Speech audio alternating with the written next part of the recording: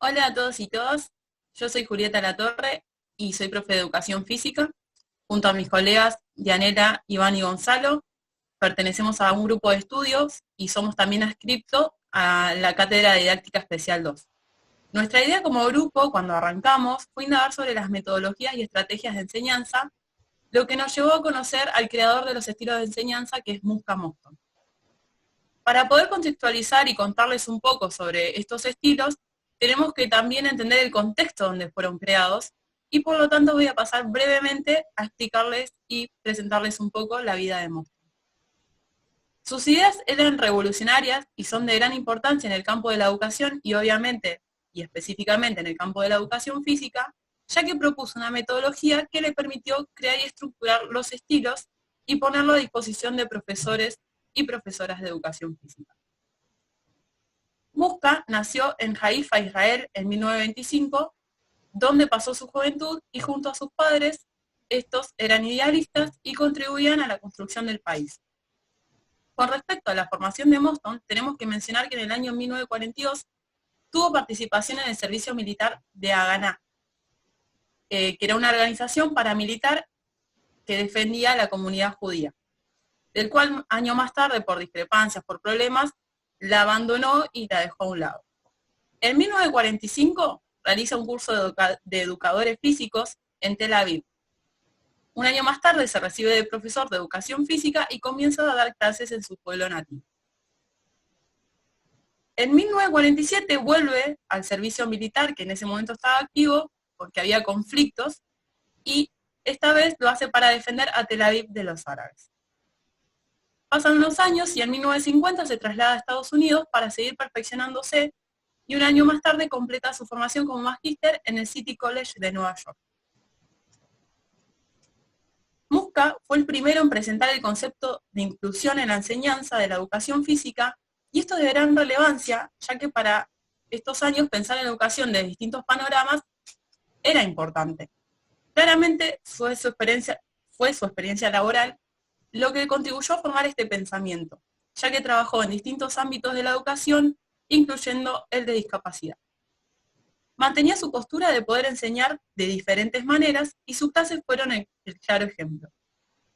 Adaptaba la misma a distintas necesidades, como por ejemplo modificar la altura de la red, las dimensiones de la cancha y el peso de los materiales, como por ejemplo pelota. Es así que él se desempeñó tanto en tareas de dirección, de enseñanza y la divulgación de nuevas metodologías en numerosas instituciones y en distintos niveles. Finalmente, para dar lugar a los estilos, ¿sí? Por el año 1963 fue jefe del Departamento de Educación Física de una de las universidades de allá de Estados Unidos y se propuso profesionalizar el campo y ganar el respeto de otras disciplinas. Estas ideas de mantener fuertemente lo que eran las distintas maneras de enseñar, más tarde las plasmó, digamos, en papel, en un libro que es el libro que publicó en 1966, La enseñanza de la educación física, que luego un poco más tarde perfeccionaría, ¿sí? Sacando un segundo tomo, que es del Comando al Descubrimiento, donde puso en relevancia los estilos y también la teoría del espectro. Bien. En un comienzo, Boston defendía la supremacía de un estilo sobre otros, afirmando que para alcanzar el grado máximo de independencia del alumno, era necesario pasar desde el primero y más genuino de los estilos al más abierto y espontáneo. En su segundo libro enriquece los primeros estilos y supera las contradicciones del primero, dejando claro que la elección de un estilo depende de los objetivos que se persiguen y la congruencia entre la intención y la acción. El autor desarrolla la teoría del espectro, entendiendo al mismo como una teoría de las relaciones entre el profesor y el alumno, las tareas que ejecutan y sus efectos en el desarrollo del alumno, que se centra en lo que ocurre durante el proceso de enseñanza y aprendizaje. El espectro es una guía para la selección de un estilo apropiado que nos llevará a lograr los objetivos planteados. Las bases conceptuales de este espectro se fundamentan en la noción de no controversia que cada estilo tiene para la consecución de los objetivos. De esta manera no hay un estilo que pueda considerarse más importante que otro. Cada estilo tiene la misma importancia ya que contribuye a la relación profesor y alumno y al desarrollo de este último, sobre todo. El total de las experiencias en todos los estilos de enseñanza determinan las diferencias en el desarrollo de un individuo independiente. El espectro de estilos, creado por Musca-Mostyn, es el modelo por excelencia utilizado en el ámbito de educación física. Dentro de este espectro se encuentran los estilos de enseñanza que vamos a desarrollar más adelante. Mostyn define al estilo de enseñanza como un conjunto de decisiones sobre la preparación, la ejecución y la evaluación de la tarea, aspectos que estructuran los roles del profesor y los alumnos en las clases. Cada uno de ellos es una forma concreta de plasmar el rol que juega el estudiante y el docente en la toma de decisiones que determina el proceso de enseñanza-aprendizaje que mencionamos anteriormente. La utilización de un estilo concreto va a generar una determinada forma de aprendizaje, es decir, que cada estilo tiene una funcionalidad específica que favorece o inhibe el desarrollo de determinadas capacidades del alumno.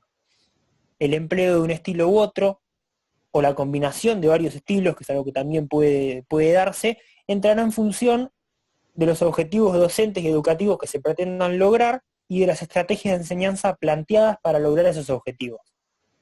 Es entonces que para el estudio de la acción de la enseñanza hay tres opciones: partir de los objetivos, partir del aprendizaje o partir precisamente desde la enseñanza. Estas categorías fueron organizadas en tres grupos diferentes que permiten estructurar a cada estilo. El primer grupo es el preimpacto, que involucra a todas esas decisiones previas al contacto entre el docente y el alumno. La segunda categoría es el impacto, que está compuesta por las decisiones que son tomadas durante el desarrollo de la tarea, digamos, durante la clase. Y la tercera categoría es el post-impacto, que involucra todas aquellas decisiones de evaluación o feedback o retroalimentación que tiene el docente con el alumno. Habiendo explicado la toma de decisiones por parte que forman parte de las acciones de los estilos, desarrollaremos los distintos estilos de enseñanza a continuación. Mostyn explica 10 estilos en su texto, los cuales son mando directo, enseñanza basada en la tarea, enseñanza recíproca, autoevaluación, inclusión, descubrimiento guiado, resolución de problemas, diseño del alumno, alumnos iniciados y autoenseñanza. Antes de desarrollar estos estilos, creemos menester desarrollar lo que es una ficha de criterio, ya que la consideramos aquellas tareas que propone el profesor para que cada alumno cumpla, como podemos ahora ver algunos ejemplos, en donde el profesor describe sus criterios y dependiendo del nivel de la tarea, el que completa la ficha puede ser el docente, el alumno o en algunos casos ambos. El primer estilo de enseñanza que desarrolla es el de mando directo, en donde alude a la relación estímulo-respuesta, donde el profesor toma un rol protagónico ante la toma de decisiones en todo momento de la clase, mientras que el alumno ejecuta la consigna que da el profesor mientras la repite y la cumplimenta. Cuando estas clases se realizan en conjunto, son sincronizadas. Como por ejemplo, se puede relacionar este estilo con las clases de karate, de ballet, de danzas populares, donde el profesor da la señal de mando en cada movimiento, mientras que el alumno ejecuta. El otro estilo que continúa es la enseñanza basada en la tarea, donde el profesor cede algunas de sus decisiones al alumno, tomando él las decisiones en el antes y después de la tarea, mientras que el alumno las toma en el durante, brindándole mayor espontaneidad en las decisiones. A diferencia del estilo anterior, el alumno tiene un tiempo y un ritmo de ejecución individual y privado. Esto da la posibilidad a que el profesor pueda desplazarse por el espacio, observar individualmente las ejecuciones de los alumnos y ofrecer un feedback privado a cada uno de ellos. Como por ejemplo, el profesor demuestra una actividad, cómo se realiza y cómo se lleva a cabo, y el alumno debe realizarla de esa manera. El estilo que continúa es el de enseñanza recíproca, en donde el profesor explica los roles que les corresponde a cada estudiante, donde uno de ellos va a ser el que realiza la tarea y el otro la observará. Este último realiza las correcciones que considere pertinentes siguiendo una ficha de criterios dadas por el profesor. Mientras que este recorre la clase comunicándose solamente con el alumno observador. Este estilo está caracterizado, como dice su nombre, en la reciprocidad entre los estudiantes, generando así un feedback inmediato entre ellos, en donde este feedback debe ser utilizado de manera responsable, llevando así a un desarrollo de habilidades sociales. Como podemos ver en las diapositivas, hay una relación entre el ejecutante y el observador, y a su vez entre el observador y el profesor, pero nunca entre el profesor y el ejecutante. El estilo que continúa es el de autoevaluación, en donde el profesor prepara una consigna estableciendo criterios a tener en cuenta durante la ejecución de las tareas para que los alumnos tengan una guía y así poder realizarlas e identificar sus propias limitaciones y posibilidades, eligiendo así entre repetir una tarea para corregirla, mantener la ejecución o pasar a una nueva tarea. El profesor durante esta clase observa y se comunica individualmente con cada alumno, pero al finalizar la clase se lo comunica a todo el grupo. Este estilo es principal para que los alumnos tomen conciencia de sus propias ejecuciones, de sus propios movimientos y sobre todo de los movimientos externos. A partir del estilo que continúa, que es el de inclusión, el profesor se desplaza de ese rol principal en las tomas de decisiones y se la cede al alumno, tomando un lugar más protagónico en todas las decisiones de las tareas. En este estilo de la inclusión, el profesor va a diseñar las tareas para diferentes grados de dificultad, en donde el alumno elige el nivel que considera suficiente para poder realizarlo. Como por ejemplo, una dificultad muy alta o muy baja, pero luego de esa ejecución de la tarea. Como por ejemplo en el básquet, bajar la altura del aro o la distancia de lanzamiento. Bueno, estos 5 estilos de enseñanza que desarrollé, mando directo, enseñanza basada en la tarea, enseñanza recíproca, autoevaluación e inclusión, tienen características comunes. Una de ellas es que el contenido es concreto y que cada tarea se hace de una manera concreta. El feedback en cada una es específico y se refiere a la ejecución de la tarea. Y por último, la clase consiste en la repetición y reducción de errores. Siguiendo con el desarrollo del estilo, viene el descubrimiento guiado, donde el profesor va a guiar a los estudiantes a través de preguntas que le permiten reflexionar y experimentar la propuesta del profesor para poder resolver el problema. De esta manera, la pregunta solamente tiene una sola respuesta para poder arribar al objetivo prefijado. En este estilo, el profesor no debe decir nunca la respuesta, sino que debe esperarla siempre del alumno, por lo que el feedback debe ser frecuente y para esto el profesor debe ser paciente. En los estilos anteriores, el cumplimiento de la tarea recaía sobre el alumno, en cambio en este estilo la responsabilidad ya es del profesor, porque va a ser quien a través de las preguntas guía al alumno a la respuesta correcta. Continúa con el desarrollo del estilo resolución de problemas. Este estilo presenta similitudes con el anterior, pero se diferencia en que genera diversas y variadas respuestas ante lo que plantea el profesor. Es el alumno quien inicia el descubrimiento y la producción en relación al contenido, porque descubren que existen múltiples respuestas a las situaciones que plantea el profesor. Continúa con el diseño del alumno. En este estilo el profesor decide sobre el contenido del tema y posteriormente es el alumno quien descubre y diseña las preguntas y soluciones, siendo condición necesaria para esto que tengan conocimientos previos sobre el contenido a trabajar, para que no se genere frustración, porque cada alumno necesita un tiempo para poder desarrollar las soluciones y el profesor a su vez para poder observarlas.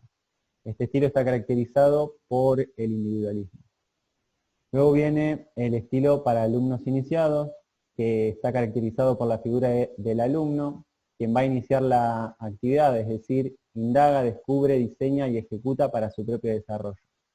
El rol del profesor acá es de apoyo hacia el alumno cuando éste lo necesita.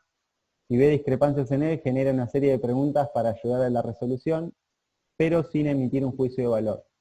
No obstante, el profesor no solo va a escuchar al estudiante, sino que lo va a observar en la toma de decisiones, pero sin intervenir, provocando en cada alumno en particular la máxima responsabilidad para llevar a cabo la actividad de enseñanza y aprendizaje. Y por último, el estilo de autoenseñanza, que está caracterizado por el pasaje de decisiones del profesor hacia el alumno, con una constatación de que pueda el alumno tomar todas las decisiones por sí misma que se dan durante el desarrollo de las actividades de la clase. Al igual que los primeros 5 estilos que tenían características en común, estos últimos 5 también las tienen, ya que acá el contenido no es fijo y estanco, sino que es variable, se produce conocimientos y habilidades nuevas tanto para el profesor como para el alumno. No hay un único modelo a seguir. El feedback acá refiere a producción de alternativas de diferentes soluciones, no a una sola. Y acá el clima de la clase busca alternativas, o sea, va más allá de lo que se conoce. Para finalizar, les presentamos un cuadro donde están esquematizados los distintos estilos que desarrolla el autor, desde el mando directo hasta la autoenseñanza, y en él se puede ver la participación del profesor como del alumno y cómo va variando el protagonismo en cada uno de ellos. Esperemos que se haya entendido y les haya